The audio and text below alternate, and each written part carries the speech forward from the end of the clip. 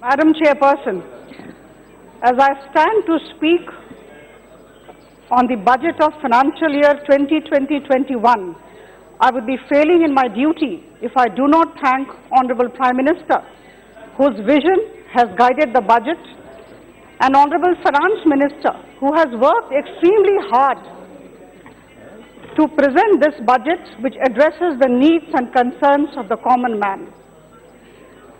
As our Honorable Prime Minister has rightly said, this budget has both vision and action, and it focuses on boosting economic growth, which would strengthen the foundations of our Indian economy in this current decade. Madam Chairperson, I would say with all conviction at my command that this particular budget is an extraordinary reflection of the balance between intent and content, vision and provision. When we read this budget, about 6 major sectors and 24 key areas come to mind. Against the backdrop of the current economic scenario, this particular budget will definitely facilitate investment, spur consumption growth, give a push to infrastructure projects, give a fillip to agriculture and rural development, strengthen social sector interventions which would go a long way in bringing relief to the poor, the needy and the vulnerable of the country. This is an age of technology, and we are all aware of the fact, Madam Chairperson, that the emerging technologies like blockchain, 3D printing, artificial intelligence, quantum computing, etc., have evolved and encompassed all aspects of our day-to-day existence. And I'm extremely glad to inform this august House that this particular budget has recognized this and is all out to leverage the technologies for the benefit of society, for the benefit of common man. There are 2 things which I would like to mention here. All of us are aware of that. Number 1 is the provision of rupees 8,000 crore for national mission for quantum applications and technologies. We are also talking of the use of artificial intelligence in healthcare, in streamlining GST and different direct taxes. We are also talking of the setting up of data center parks. That's very encouraging, that's a wonderful step. And there is also the provisioning of about 6,000 crore for BharatNet program. This particular program is very interesting in the sense that there will be 1 lakh panchayats which would be having fiber to home connections. And I'm sure all these efforts in boosting technology, in leveraging technology will go a long way in benefiting all of us and would create ample job opportunities in the days to come. Madam Chairperson, we move to the next, which is agriculture and rural development. After technology, we move to agriculture and rural development. There are 8 key areas that come to mind. Out of the list of 16 points, I would definitely try to list out 8 action points. But the first and the foremost is, I would draw the attention of this august House to the debate on an allegation which I have been hearing for the past 2 days regarding less allocation for Mahatma Gandhi National Rural Employment Guarantee Act. With all humility, Madam Chairperson, I would like to inform the House that I had the privilege of working as Joint Secretary to Government of India, which I was handling Mahatma Gandhi Narega for 5 full years, from 2013 to 2018. And this particular allegation that there is less allocation is baseless. Madam Chairperson, the comparison of BE can always be with BE. The comparison of RE of last year cannot be with the BE of this year. The budget estimate of 1920 for MG and REGS was 61,115 crore. And this time the BE says 61,500 crore. Now last year, the RE of MG and REGS went up to 71,000 crore. I have handled this program and I know the concern of this government for the poor and the vulnerable and the laborer. Whenever there has been need for money, This is a demand-driven program, MGNREGS, and whenever there has been need for money or wages, government has come up and government has chipped in a lot of funds for actually meeting the wages. From 61,115 crore last year, it went up to 71,000 crore, and this government being so very considerate for the needs of the poor, there is no reason why we should believe that this government will not come up again if the demand is there on the ground, again at the RE stage. So my dear friends on the right, let us all compare apples with apples. Let's not compare apples with oranges. We have to compare B with B. We cannot compare B with RE. That's the whole point.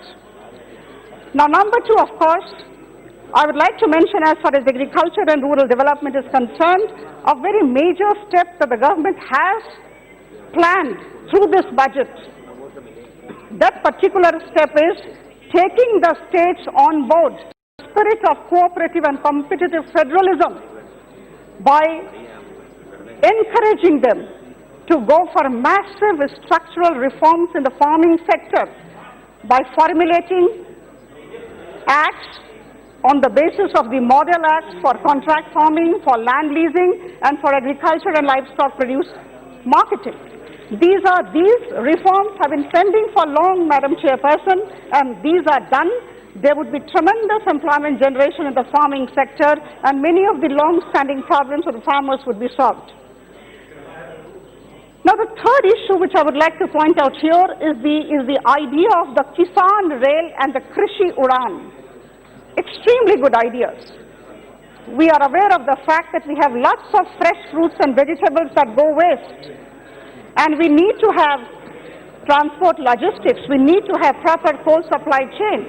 And for that matter, we are talking of Indian Railways coming up with Kisan Rail for transport logistics and Krishi Udan for taking our fresh fruits and vegetables to national and international destinations.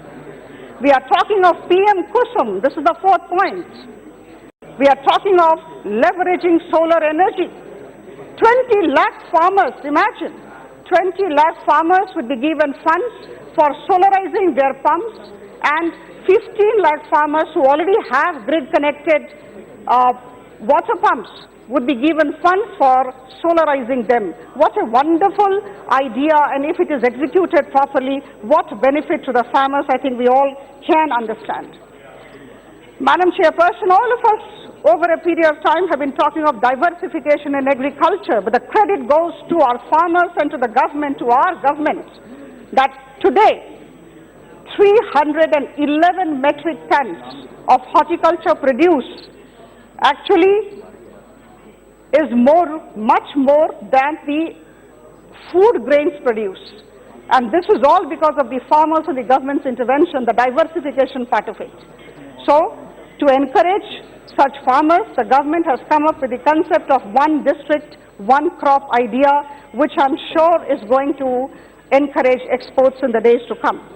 We are talking of bridging the infrastructure gap as far as agri-storage facilities are concerned. Our women would come up as Dhanya Lakshmi, and there would be storage godowns by the women for the farmers of the villages.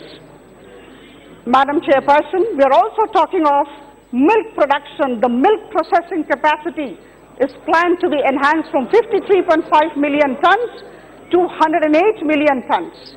Imagine the kind of encouragement that the milk producing farmers would be getting. We are talking of marine fishery changes and marine fishery revolution, I would say, if it is not an exaggeration. I would say we are talking of marine fishery sector development in a major way. We are talking of Sagar Mitras. More than 3,000 Sagar Mitras would come up. The rural youth would be getting employment, and 200 lakh tons of fish production we are aiming at by 22-25. What a major leap that we are thinking of. What a dream. And this government has shown in the last 5 years that whatever it dreams, it actually translates those dreams into reality. The next point I would definitely like to focus on is the Jal Jeevan Mission. Our Honorable Prime Minister's vision, his dream, his focus on water-stressed districts of the country. This is a welcome step. The agricultural credit is going up, is planned to go up hugely from 11.5 lakh crore to rupees 15 lakh crore, which is going to be a major, major step. And we all need to thank Honorable Prime Minister and Honorable Finance Minister and her entire team for having conceptualized such a wonderful budget. Madam, we come to investment. Investment, I'll just take about 10-15 minutes, is a very important point. I would request Madam Chairperson to give me some time. To strengthen the investment sector, we are talking of a single investment cell for expediting grant of licenses and promoting entrepreneurship. 5 Neo Smart Cities would come up in PPP mode for promoting entrepreneurship. And Madam, we have all been talking about the dividend distribution tax. The dividend distribution tax, this will almost release 25,000 crore for the companies to invest, and of course, the regging of the personal income tax slab would leave a lot of money in the hands of the individual for spending. Infrastructure, Madam, just give me 1 minute. I would like to read out what Honorable Prime Minister said on the speech of His Excellency Honorable President. And that says all about the vision of the government about infrastructure. Our Honorable Prime Minister in this House, in this August House, said the other day, I would read out, I would quote him, for us, infrastructure is a combination of aspirations and achievements, about connecting people to their dreams, people's creativity to consumers. Infrastructure is connecting a child to her school, a farmer to the market, a businessman to his customer. It is about connecting people to people. We are talking of national infrastructure pipeline. We are talking of 6,500 projects. And Madam, we are talking of, as far as social sector interventions are concerned, the health sector, I would talk of 15.4% increase in the health budget. We are talking of about 69,000 crore, which is a huge amount. The Jan Aushadhi Kendras will have 2,000 medicines from this year with about 300 surgical equipments, water leap. Urban local bodies will provide internships and degree-level online education programs will be started by institutions who rank within top 100 in the National Institutional Ranking Framework. Madam, just 1 minute. Madam Chairperson, just 1 minute I will take. I would like to inform this August House, if we really read the budget carefully, if we think about the works that this government has done in the last 5 years and the kind of vision that our Honorable Prime Minister has, I would definitely say that we have moved from a regime of policy paralysis to a regime of policy action. We have moved from policy of scams to a policy where the government is trying to provide a transparent government. And Madam, as I conclude, I am reminded of the words of ex-US President Barack Obama. He had said, our budget is not just a series of numbers on a page. It is the embodiment of the value of a nation. And this particular budget which was presented is the embodiment of our values. We are trying to care for our society, supporting innovation, building good human resources. So at this time, I will end. I fully endorse this budget of financial year 2020-21 presented by our Honorable Finance Minister. Thank you so much.